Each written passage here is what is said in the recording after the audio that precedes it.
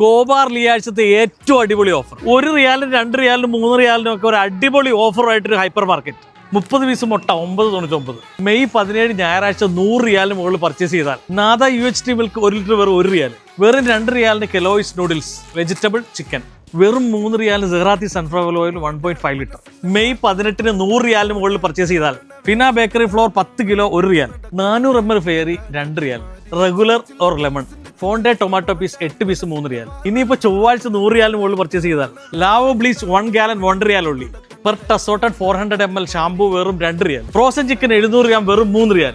Impex drip coffee maker 1.25 litre 49.99 റിയാൽ. അബൂക്കാസ് basmati rice 10 kilo 59.99.